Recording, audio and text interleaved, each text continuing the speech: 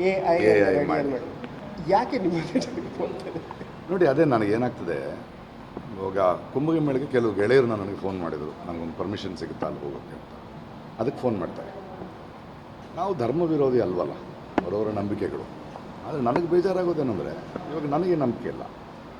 ನಾವೊಂದು ಸೌಹಾರ್ದದಲ್ಲಿ ಎಲ್ಲರಿಗೂ ಅವರವರ ಅನಿಸಿಕೆಗಳಿರುತ್ತಲ್ವ. ಅಂತಹ ಒಂದು ಧಾರ್ಮಿಕ ಇದರಲ್ಲೂ ರಾಜಕಾರಣ ಮಾಡ್ತಾರೆ ನೋಡಿ, ಅದು ಇವರು ನಿಜವಾದ ಹಿಂದೂಗಳಲ್ಲ ಅಂತೀನಿ ನಾನು. ಅಂದರೆ ಒಂದು ಪೂಜೆಯ ಒಂದು ಪವಿತ್ರ ಸ್ನಾನದಲ್ಲೂ ಕೂಡ ರಾಜಕಾರಣವನ್ನು ಎಳ್ಕೊಂಡು ಬಂದು ಪ್ರಕಾಶ್ ರೈ ಅವರು ಅದರಲ್ಲಿ ಮಿಂದರು, ಪಾಪ ಕಳೀತೆ. ಅಂದರೆ ಒಬ್ಬ ವ್ಯಕ್ತಿಯನ್ನು, ಒಂದು ಸರ್ಕಾರವನ್ನು ಪ್ರಶ್ನಿಸಿದ್ರೆ ಒಂದು ಧರ್ಮವನ್ನು ಪ್ರಶ್ನಿಸಿದಾನೆ ಅಂತ ಒಂದು ವಾಟ್ಸಪ್ ಯೂನಿವರ್ಸಿಟಿಗಳಲ್ಲಿ ಒಂದು ತಪ್ಪು ಕಲ್ಪನೆಯನ್ನು ಹರಡೋದಿದೆಯಲ್ಲ, ಅದನ್ನು ಯಾರು ಮಾಡ್ತಿದ್ದಾರೆ ಅಂದರೆ ಈ ಪ್ರಶಾಂತ್ ಸಂಬರ್ಗಿ ಅಂತವರು ಮಾಡ್ತಿದ್ದಾರೆ. ಅವರು ಇದಕ್ಕೆ ಭಾಳ ಪ್ರಖ್ಯಾತರು ಕುಖ್ಯಾತರು ನನಗೆ ಗೊತ್ತಿಲ್ಲ, ಅದನ್ನು ನೀವೇ ಹೇಳಬೇಕು. ಸೊ ಇವಾಗ ಕೇಸ್ ಫೈಲ್ ಮಾಡಿದ್ದೀವಿ ಅವ್ರಿಗೆ. And he is come to answer. ಯಾಕಂದರೆ ಒಬ್ಬ ವ್ಯಕ್ತಿಯ ಇಚ್ಛೆ ಇಲ್ಲದೆ ಅವನ ಫೋಟೋಗ್ರಾಫನ್ನು ಮಾರ್ಫ್ ಮಾಡಿ, ಅನ್ನೋದು ಎಂಥ ಅದ್ಭುತವಾದ ಟೆಕ್ನಾಲಜಿ, ಅದನ್ನು ನಾವು ಯಾವುದಕ್ಕೆ ಉಪಯೋಗಿಸ್ಬೇಕು. ಇವಾಗ ನಾವು ಅಣುಬಾಂಬನ್ನು ಕಂಡುಹಿಡಿದಾಗ ಅದು ಎನರ್ಜಿ ಕಂಡುಹಿಡಿದಿತ್ತು, ಅದನ್ನು ವಿಧ್ವಂಸ ಕಾರ್ಯಕ್ಕೆ ಉಪಯೋಗಿಸುವಷ್ಟರ ಮಟ್ಟಿಗೆ ಮನುಷ್ಯ ಬೆಳೀತಿರ್ಬೇಕಾದ್ರೆ ಇಂದ ಈ ಥರದ ಕೆಲಸಗಳನ್ನು ಮಾಡ್ತಾ, ಅದು ನಂದು ಮಾತ್ರ ಅಲ್ಲ, ಅಖಿಲೇಶ್ ಯಾದವ್ದು ಯಾರ್ಯಾರ್ದು, ಇದು ತುಂಬ ಅಕ್ಷಮ್ಯ ಅಪರಾಧ ಅಲ್ವಾ. ಅದನ್ನು ಪ್ರಶ್ನಿಸೋದಕ್ಕೋಸ್ಕರ ಕೇಸ್ ಹಾಕಿದ್ದಾನೆ. ಮತ್ತು ಈ ಥರದ ತಂತ್ರಜ್ಞಾನಗಳು ದುರ್ಬಳಕೆ ಆಗ್ತಾ ಇರೋದು ತುಂಬ ಅಂದರೆ ದುರ್ಬಳಕೆ ಅಂದರೆ ಯಾವುದನ್ನು ನಾವು ಯಾವುದಕ್ಕೆ ಉಪಯೋಗಿಸ್ತೀವಿ ಅನ್ನೋದನ್ನ ಇಟ್ಕೊಂಡು ನಿಮ್ಮ ಮಾನಸಿಕ ಇದನ್ನು ಹೇಳುತ್ತಲ್ವ.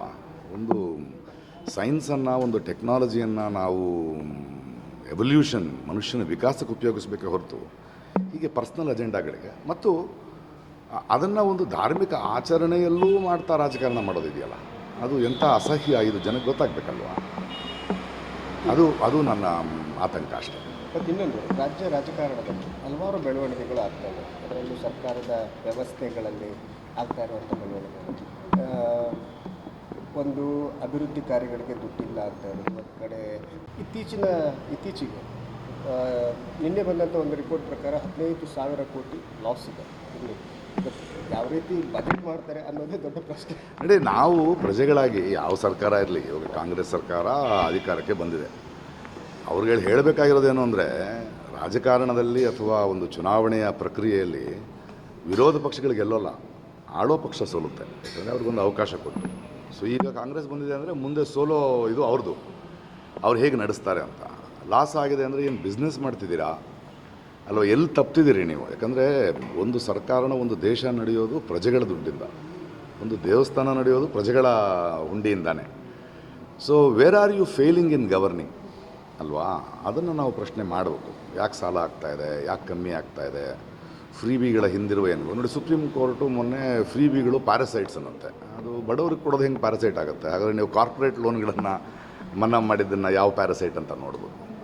ಸೊ ನಾವು ಆ ಪಕ್ಷ ಈ ಪಕ್ಷ ಅಂತ ನೋಡದೆ, ನಾವು ಪ್ರಜೆಗಳು ನಮ್ಮ ದುಡ್ಡನ್ನು ಇರುವ ಸರ್ಕಾರಗಳು ಹೇಗೆ ನಡೆಸ್ಕೊಳ್ತಾ ಇದೆ. ಯಾಕಂದರೆ ನಾವು ಅರ್ಥ ಮಾಡ್ಕೊಳ್ಬೇಕಾಗಿರೋದು, ನಮ್ಮ ತೆರಿಗೆಯ ದುಡ್ಡಿನಿಂದನೇ ಅವರ ಬಟ್ಟೆಯಿಂದ ಹಿಡಿದು, ಅವರ ಸೆಕ್ಯೂರಿಟಿಯಿಂದ ಹಿಡಿದು, ಅವರ ಊಟದಿಂದ ಹಿಡಿದು, ಅವ್ರಿಗೆ ಸಂಬಳದಿಂದ ಕೊಡ್ತಾ ಇದ್ದೀವಿ, ನಮ್ಮ ದುಡ್ಡು ನೋಡ್ಕೊಳ್ಳೋದಕ್ಕೆ.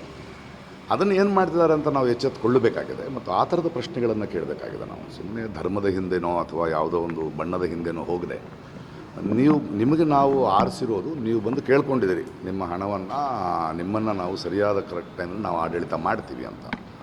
ನೀವು ಗೆದ್ದ ತಕ್ಷಣ ರಾಜರಲ್ಲ, ನೀವು ಪ್ರಜಾಸೇವಕರನ್ನು ನಿಮ್ಮನ್ನು ನೀವೇ ಕರ್ಕೊಳ್ತೀವಿ. ಸೊ ಇವೆಲ್ಲವೂ ನಾವು ಪ್ರಜೆಗಳು ಯೋಚನೆ ಮಾಡಬೇಕಾಗಿದೆ ಇನ್ಮೇಲೆ. ಸರ್, ಈಗ ರಾಜ್ಯ ರಾಜಕೀಯದಲ್ಲಿ ದಲಿತ ಕೇವಲ ರಾಜಕೀಯಕ್ಕೆ ಮಾತ್ರ ಈ ದಲಿತ ಅನ್ನುವಂಥ ಅದೇ ಅಲ್ವಾ. ಇವಾಗ ನೋಡಿ, ಅಂಬೇಡ್ಕರ್ ಬಗ್ಗೆ, ಅಂಬೇಡ್ಕರ್ನ ಕೊಲ್ಲಬೇಕು ಅಂತ BJP ಯೋಚನೆ ಮಾಡುತ್ತೆ, ಅಂಬೇಡ್ಕರ್ನ ಉಪಯೋಗಿಸ್ಕೋಬೇಕು ಅಂತ ಕಾಂಗ್ರೆಸ್ ಯೋಚನೆ ಮಾಡುತ್ತೆ. ಇವರಿಬ್ಬರ ಮೌನದ ಮಾತಿನ, ನಮ್ಮ ನಡುವಿನ ಮೌನವನ್ನು ನಾವು ಅರ್ಥ ಮಾಡ್ಕೊಳ್ಬೇಕಾಗುತ್ತೆ. ಎಲ್ಲರೂ ಒಂದು ಏನೋ ನರೇಟಿವ್ನ ತಾನೇ ಮಾಡ್ತಾಯಿದ್ದಾರೆ. ದಲಿತ CM ಆಗಬೇಕು, ಇದು ಯಾಕೆ ಆಗಬೇಕು, ಇದರ ಹಿಂದಿನ ಏನು ಹುನ್ನಾರ ಏನೋದು. ಬರೀ ರೈತರೋ, ದಲಿತರೋ ಅಥವಾ ಬಡವರೋ ಇವ್ರುಗಳಿಗೆ ಓಟ್ ಹಾಕೋ ಮಿಷನ್ಗಳು ತಪ್ಪರೆ ಬೇರೆ ಆಗಿಲ್ವಲ್ಲ. ಇದನ್ನು ನಾವು ಪ್ರಶ್ನೆ ಮಾಡಬೇಕು, ಯೋಚನೆ ಮಾಡಬೇಕು. ಅದಕ್ಕೆ ಹೇಳೋದು, ನಿಮ್ಮ ಪ್ರತಿನಿಧಿಗಳು ನಿಮ್ಮನ್ನು ಸರಿಯಾಗಿ ನೀವು ಪಕ್ಷಗಳನ್ನು ನೋಡಬಾರ್ದು, ಪ್ರತಿನಿಧಿಗಳನ್ನು ನೋಡಬೇಕು. ನಿಮ್ಮ ಊರಿನವರು, ನಿಮ್ಮ ಕಷ್ಟಗಳು, ನಿಮ್ಮನ್ನು ಅರ್ಥ ಮಾಡ್ಕೊಳ್ಳೋರು, ನಿಮ್ಮ ಸಮಸ್ಯೆಗಳನ್ನ ಅರ್ಥ ಮಾಡ್ಕೊಂಡು ನೀವು ಆರಿಸ್ಕೊಳ್ಬೇಕು. ಹಾಗಾದಾಗ ಈ ಪ್ರಶ್ನೆಗಳು ಬರೋಲ್ಲ. ಇದು ಒಂದು ದೊಡ್ಡ, ಇವತ್ತಿನ ಭಾರತ ದೇಶದಲ್ಲಿ ಭಾಳ ದೊಡ್ಡ ಕರಪ್ಷನ್ ಅಂದರೆ ಎಲೆಕ್ಷನ್ನೇ ಅಲ್ವಾ. ಒಂದು ಜಾತಿಯ ಆಧಾರದ ಮೇಲೆ, ಒಂದು ಹಣದ ಆಧಾರದ ಮೇಲೆ, ಅಥವಾ ನನಗೆ ಗೊತ್ತು ಅನ್ನೋ ಆಧಾರದ ಮೇಲೆ ಚುನಾಯಿತರಾಗ್ತಾರೆಯೇ ಹೊರತು ನಮ್ಮ ಒಂದು ಸಮನ್ವಯತೆ, ಸೌಹಾರ್ದತೆ, ಒಂದು ದೇಶವನ್ನು ನಡೆಸೋ ಕಡೆ ಆಗ್ತಾ ಇಲ್ಲ ಅನ್ನೋದು ಅವ್ರುಗಳು ಬಂದು ಹೋಗ್ತಾರೆ ರೀ. ನಾವಿರೋದು ಪರ್ಮನೆಂಟು, ಕಷ್ಟ ಆಗೋದು ಕೊನೆಗೆ ನಾವೇ ಅನುಭವಿಸೋದಲ್ವ. ನಾವು ಎಲ್ಲ ನಿಟ್ಟಿನಿಂದ ಯೋಚನೆ ಮಾಡಬೇಕು ಅಂತ.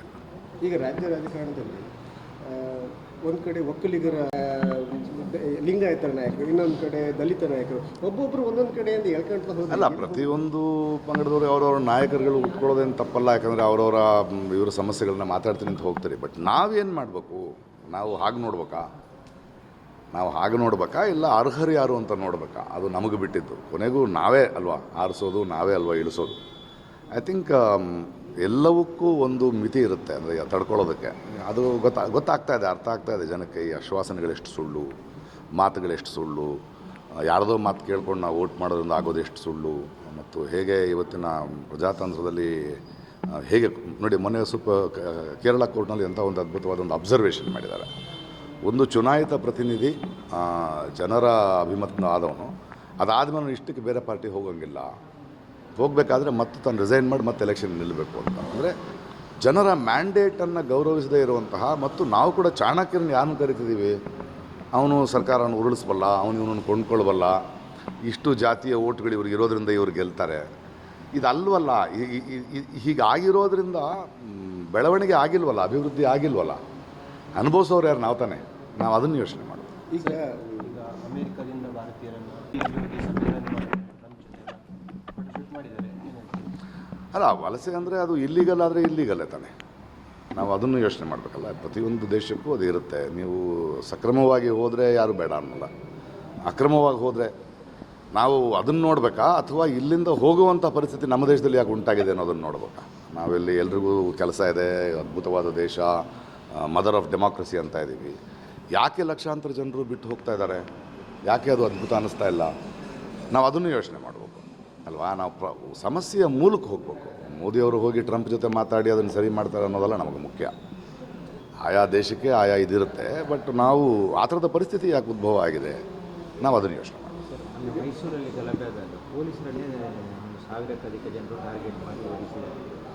ಆ ಥರದ ಸುದ್ದಿಗಳು ಬಂದಿವೆ. ನಾನು ಅಲ್ಲಿಲ್ಲ, ಇಲ್ಲಿದ್ದೇನೆ. ಸೊ ಅದ್ರ ಬಗ್ಗೆ ನನಗೆ ಹೆಚ್ಚು ಗೊತ್ತಿಲ್ಲದೆ ಇರೋದ್ರಿಂದ ನಾನು ಮಾತಾಡ್ಲಿಕ್ಕೆ ಸಾಧ್ಯ ವಿಡಿಯೋ ಸಮೇತ ಬಂದಿದೆ. ಅಲ್ಲ, ನಾನು ನೋಡಿಲ್ಲ. ನಾನು ಇಲ್ಲಿ ದಕ್ಷಿಣ ಕನ್ನಡದಲ್ಲಿ ಒಂದಷ್ಟು ಚಿತ್ರೀಕರಣದಲ್ಲಿದ್ದರಿಂದ ಅದನ್ನು ನಾನು ಅಬ್ಸರ್ವ್ ಮಾಡೋಕ್ಕಾಗಲಿಲ್ಲ. ಎಲ್ಲವನ್ನು ಮಾಡೋಕ್ಕಾಗಲ್ಲ ಅಲ್ವಾ, ಕ್ಷಮಿಸಿ. ಇತ್ತೀಚೆಗೆ ನಡೆದ ಡೆಲ್ಲಿ ಚುನಾವಣೆ ಆಮ್ ಆದ್ಮಿ ಪಾರ್ಟಿ ಸೋಲಿತ್ತು. ಏನು ಯಾಕಂದರೆ ಅವರು ಅಲ್ಲ, ಅವ್ರಿಗೊಂದು ಅವಕಾಶ ಇದ್ದು ಸೋತಿದ್ದಾರೆ ಅಂದರೆ ಜನ ಬೇಸತ್ತಿದ್ದಾರೆ. ಅದನ್ನು ನಾವು ಒಪ್ಕೊಳ್ಳೇಬೇಕಲ್ಲ. ಯಾರು ಗೆದ್ದರು ಅನ್ನೋದಕ್ಕಿಂತ ಸೋತರು ಯಾಕೆ ಸೋತರು ಅಷ್ಟೇ. ಒಳ್ಳೆ ಕೆಲಸ ಮಾಡಿದ್ರು, ಆದ್ರೂ ಒಳ್ಳೆ ಕೆಲಸ ಮಾಡಿದ್ರೆ ಒಳ್ಳೆ ಕೆಲಸ ಅಷ್ಟೇ ಆಗಲ್ವಲ್ಲ ಈ ದೇಶದಲ್ಲಿ. ಒಂದು ಒಳ್ಳೆ ಕೆಲಸ ಮಾಡಿದ ತಕ್ಷಣ ಒಂದು 10 ವರ್ಷ ಆ ವರ್ಷ ಓಟ್ ಹಾಕ್ತಾರೆ. ಯಾವಾಗಲೂ ಅವರು PPಗಳನ್ನೇ ಕೊಟ್ಟು ಬಂದರು. ಈ ಸಲನೂ ಅದೇ ಇರ್ಬೋದು, ಗೊತ್ತಿಲ್ಲ. ಕಳೆದ 3 ವರ್ಷದಲ್ಲಿ ಅವ್ರು ಕೆಲಸ ಮಾಡೋಕ್ಕೂ ಅವಕಾಶ ಇರಲಿಲ್ಲ ಅನ್ನೋದು ಕೂಡ ಸತ್ಯ ಇದೆ. ಅವ್ರು ಮಾತಾಡೋದ್ರಲ್ಲಿ ಚೀಫ್ ಮಿನಿಸ್ಟರ್ನ ಜೈಲಿನಲ್ಲಿ ಹಾಕಿದ್ದಾರೆ, ಇನ್ನೊಬ್ಬರನ್ನ ಹಾಕಿದ್ದಾರೆ. ಅಲ್ಲಿ LG ಅವರು ಎಲ್ಲ ಗವರ್ನರ್ಗಳ ಹಾಗೆ, ಯಾವ ರಾಜ್ಯದ ಗವರ್ನರ್ ನೋಡಿದ್ರು ಸೆಂಟ್ರಲ್ ಗೌರ್ಮೆಂಟ್ ಗವರ್ನರ್ಗಳಲ್ಲ. ಇವೆಲ್ಲವೂ ನಾವು ಪ್ರಜೆಗಳು ಸ್ವಲ್ಪ ಯೋಚನೆ ಮಾಡಬೇಕು. ಸುಮ್ಮನೆ ಏನೋ ಅವನು ಗೆದ್ದ ಬಿದ್ದ ಅಂದರೆ ಹೇಳ್ತಾರೆ, ಬೀಳ್ತಾರೆ, ಸೋಲ್ತಾರೆ, ಗೆಲ್ತಾರೆ. ಎಲ್ಲ ರಾಜಕೀಯ ಪಕ್ಷಗಳು ವಿರೋಧ ಪಕ್ಷದವನ ಬಿಲ್ಡಿಂಗ್ನಲ್ಲಿ ಆಳೋ ಪಕ್ಷದವನ ಬಾರ್ ಇರುತ್ತೆ. ನಾವು ಅದನ್ನು ಅರ್ಥ ಮಾಡ್ಕೋಬೇಕಷ್ಟೇ. Thank you. Thank you.